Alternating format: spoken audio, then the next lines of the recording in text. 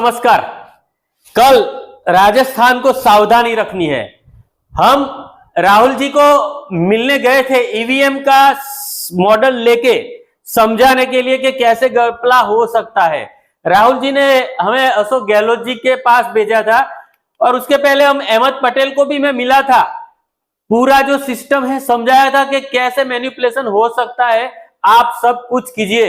बाद में अशोक गहलोत जी से हम मिले, हमारी टीम ने डिस्कस किया और गहलोत जी से हमने समझाया कि आपकी नजर के सामने हम मैनिपुलेशन करके दिखाते हैं। देखिए 20 मिनट में हमने अशोक गहलोत जी को पूरा समझा दिया था कि ईवीएम में गड़बड़ी कैसी होती है। हम आशा रखते हैं कि राजस्थान के मतदाता कर्नाटक की तरह जागरूक हो जाएंगे और भारतीय जनता पार्टी का सुपड़ा साफ हो जाएगा और अशोक गहलोत फिर से भारतीय जनता पार्टी को हरा के कांग्रेस की सरकार बनाने में सफल होंगे। ये वीडियो आप पूरी देखिए, इसमें मैंने ईवीएम में क्या क्या ध्यान रखना है वो बताया है।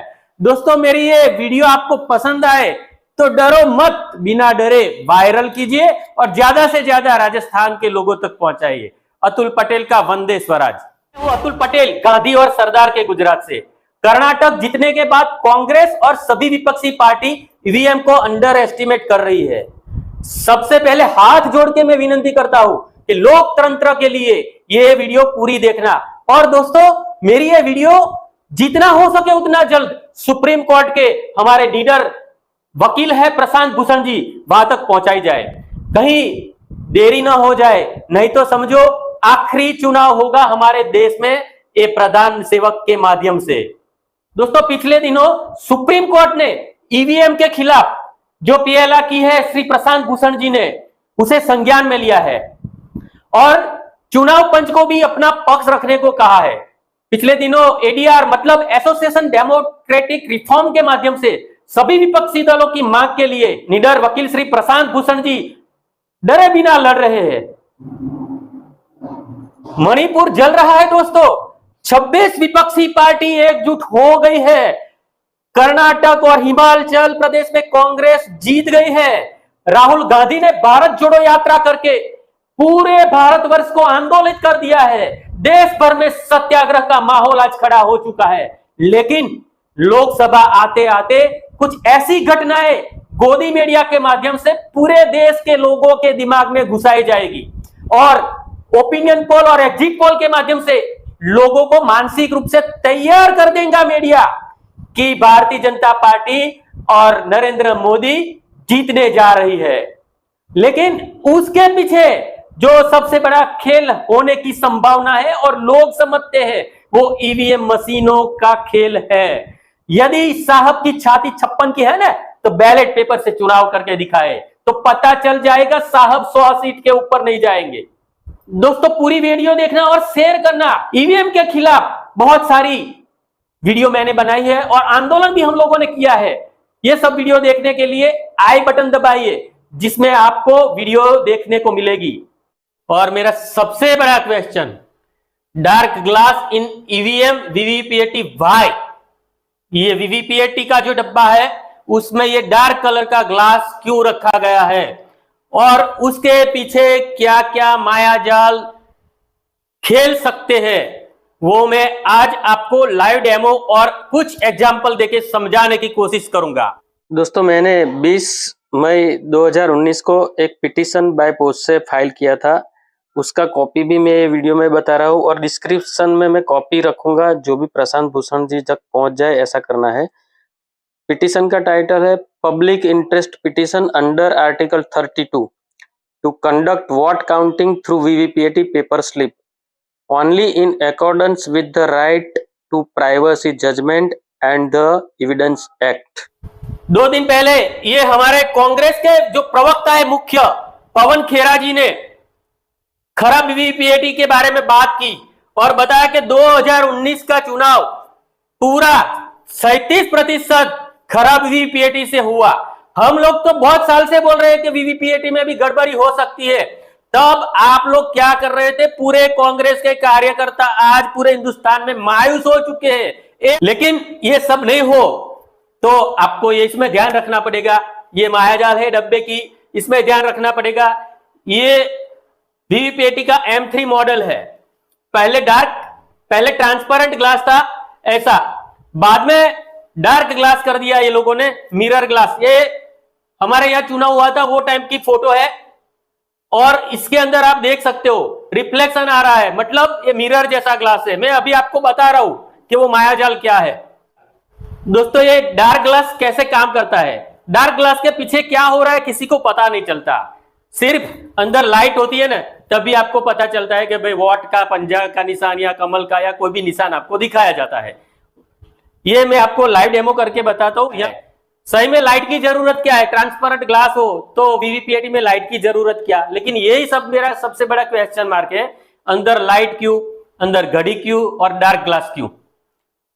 तो अब हम देखते हैं। दोस्तों, मैं आपको ये ओवन के अंदर बताता हूं। अभी आप देख सकोगे कि ओवन के अंदर आपको कुछ दिखता नहीं है, लेकिन मैं लाइट ऑन करता हूं, देखो क्या दिखा आपको, कांग्रेस का निशान पंजा। मतलब ये लाइट और डार्क ग्लास की मायाजाल सबको समझनी पड़ेगी। और फिर से एक बार देख लीजिए, लाइट अंदर नहीं होती है तो किसी को कुछ पता नहीं होता, मतलब लाइट बंद होने के बाद अंदर कुछ भी हो सकता है। लाइट चालू हुआ तो आपको ये निशान दिखेगा। तो दोस्तों, चलो हम लाइव डेमो, जो हमारे गुजरात के सॉफ्टवेयर इंजीनियर है और राहुल भाई मेहता है नाम, उसने बहुत पहले डेवलप किया है और वो ईवीएम के लिए बहुत लड़ चुके हैं। तो आप ये वीडियो देखें, राहुल मेहता ने क्या लॉजिक बताया है और कैसा सॉफ्टवेयर बनाया है, उसके माध्यम से आपको भी पता चले कि ऐसा भी हो सकता है। तो आज आपको डेमो करके बताएगा लाइव कि कैसे वीवीपीएटी में कोई मैनिपुलेशन हो सकता है, चाहे कोई भी सिंबल हो, कितने प्रतिशत मैनिपुलेशन करता है। तो ये राहुल जी आपको डेमो करके बताएंगे। बताइए राहुल जी।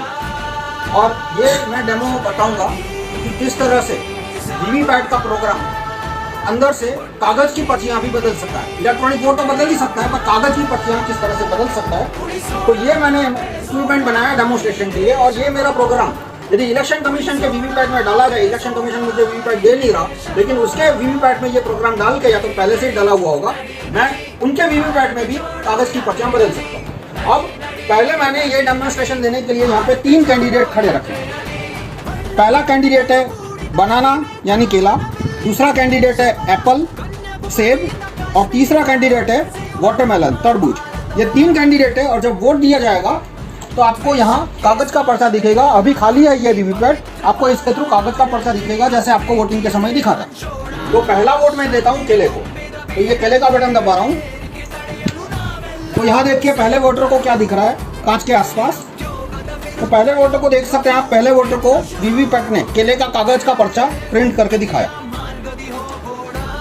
कागज का पर्चा देखा, उसे संतुष्टि हो गई, वो कंप्लेन नहीं करेगा, आगे निकल गया। अब दूसरा वोटर आता है, वीवीपैट के सामने खड़ा रहता है, यहाँ कुछ नहीं दिखा उसको, उसने केले को वोट दिया और वीवीपैट ने भी उसके कागज का पर्चा छापा और वो पर्चा है केला, आप देख सकते हैं। तो दूसरा वोटर भी कंप्लेन नहीं करने वाला। तो अब मैं आपसे पूछूंगा कि ये वीवीपैट में से सेब के पर्चे कितने निकलेंगे, तो आप कहेंगे 0, क्योंकि एक भी वोटर ने एप्पल को तो वोट दिया नहीं था। और केले के पर्चे कितने निकलेंगे, आप कहेंगे 2। तो आप देखिए वीवीपैट में कौन सा पर्चा कितना है, देखिए। तो वीवीपैट में केले का एक पर्चा है और सेब का एक पर्चा है। लेकिन ये कैसे हुआ, पहले वोटर ने केले को वोट दिया था, उसने केला देखा था, दूसरे वोटर ने भी केले को वोट दिया, उसने भी केले का पर्चा देखा था। तो 2 केले के पर्चे आने चाहिए थे, लेकिन केले का पर्चा सिर्फ एक आया और एक सेब का पर्चा आया। तो ये डेमो मैं एक बार फिर से दिखाता हूँ आपको। देखो, इसमें मेरी हाथ की सफाई नहीं है, प्रोग्राम की सफाई है। मैं यदि यहाँ से निकल जाऊँ और दूसरा आम आदमी आके डेमो करेगा तो भी इसको मैनिपुलेशन दिखेगा।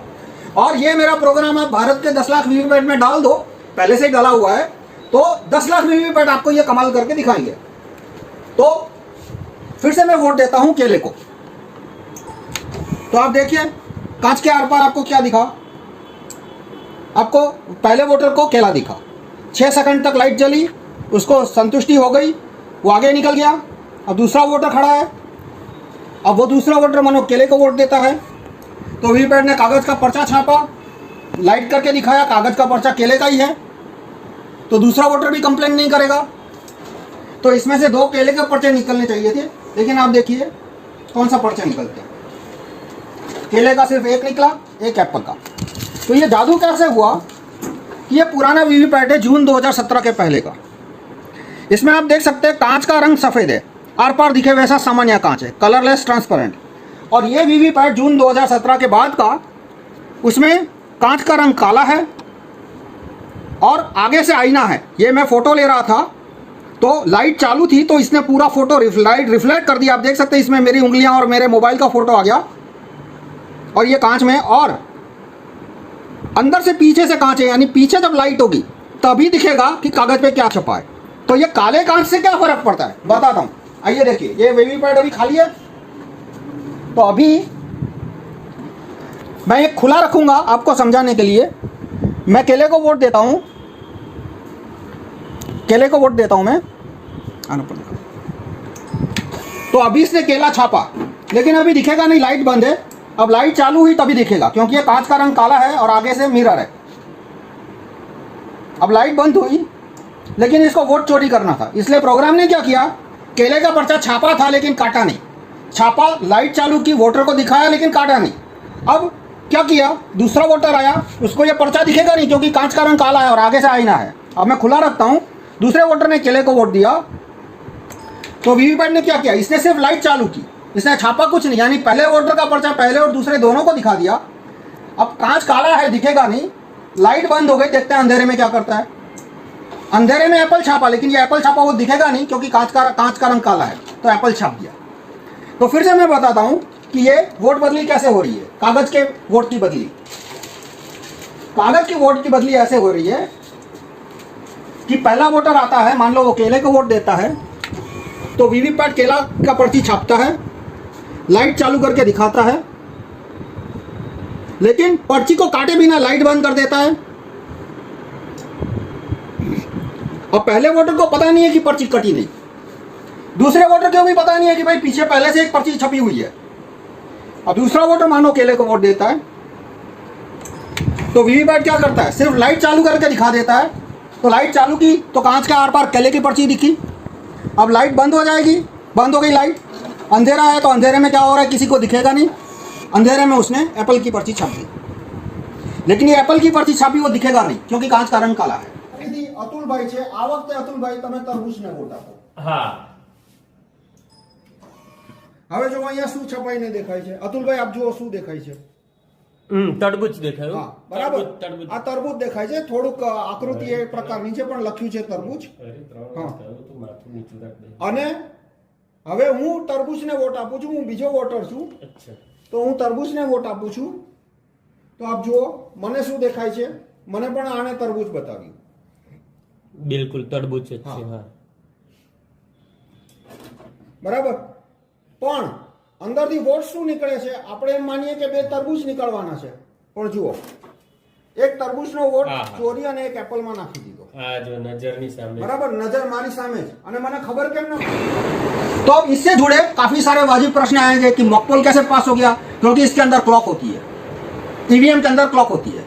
तो प्रोग्राम को बोल दिया था कि भाई वोटिंग 30 अक्टूबर 2021 को है, यानी 30/2021 तक जितना टेस्टिंग होगा, फर्स्ट लाइन चेकिंग होगा, फर्स्ट लेवल चेकिंग होगा, मॉकपोल होगा, उसमें ये ईमानदारी से काम करेगा। प्रोग्राम को ये भी पता है कि 30 अक्टूबर को पहला राउंड 8 बजे मॉकपोल है, तो पहले राउंड में भी ईमानदारी से काम करेगा, और सेकंड राउंड में 50-100 वोट के बाद वो वोट बदली शुरू करेगा।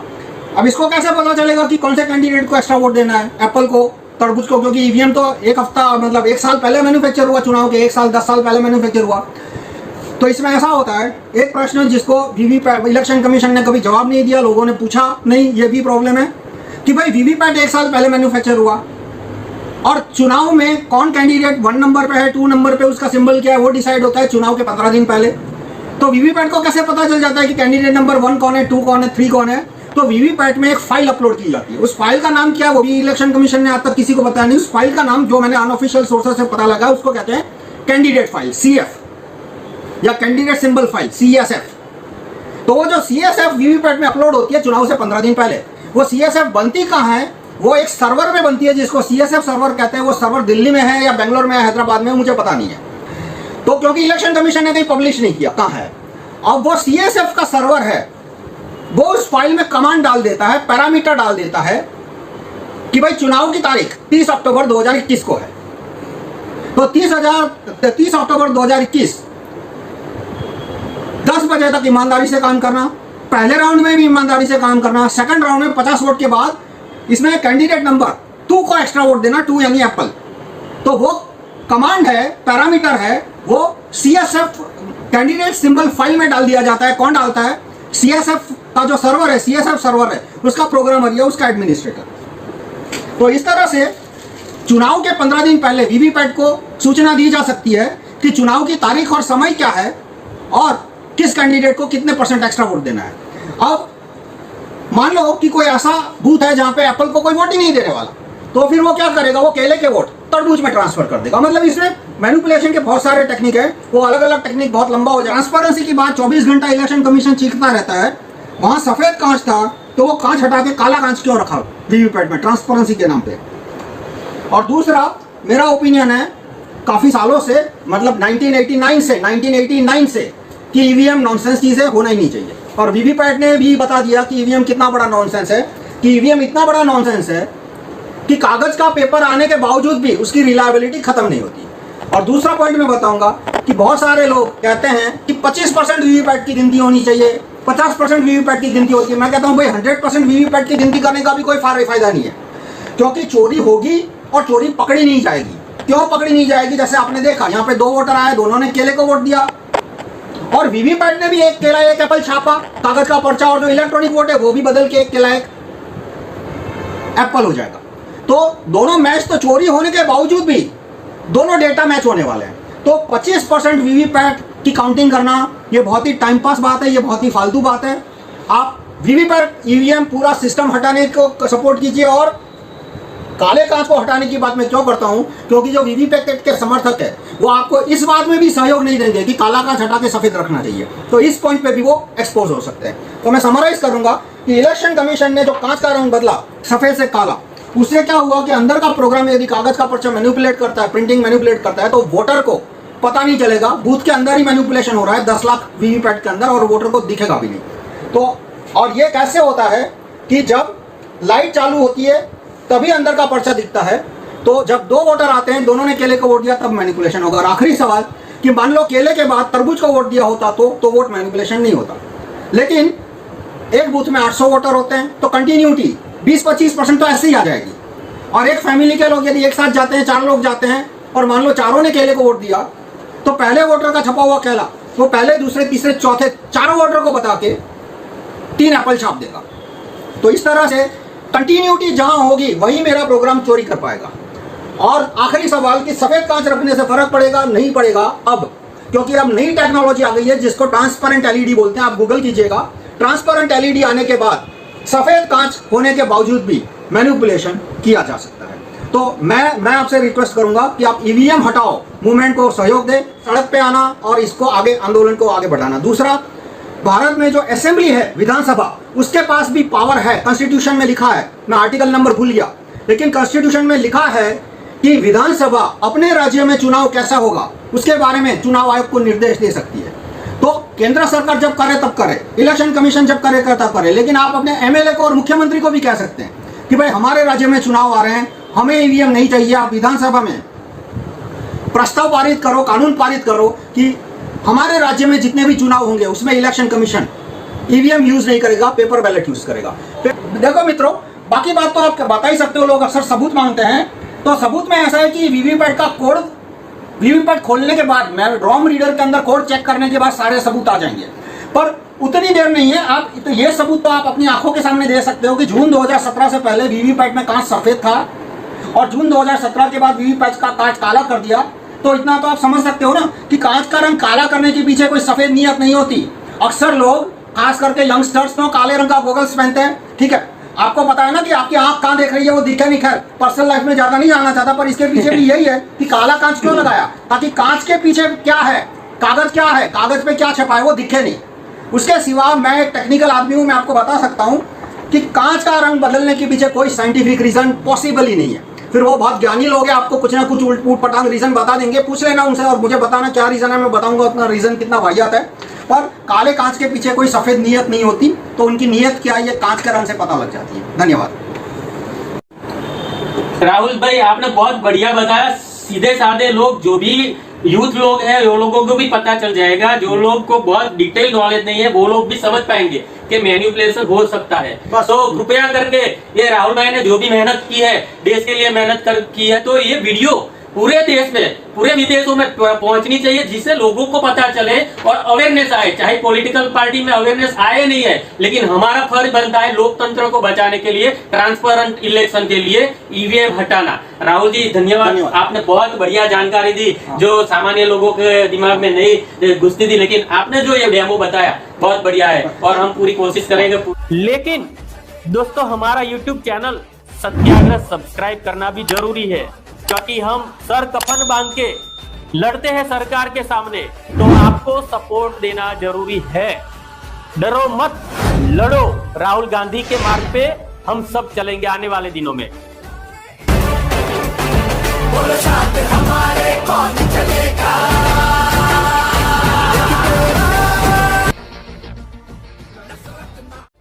मौसम मिले बढ़ते कदम न रुक पाएंगे, कोई रोक सके तो रोक ले।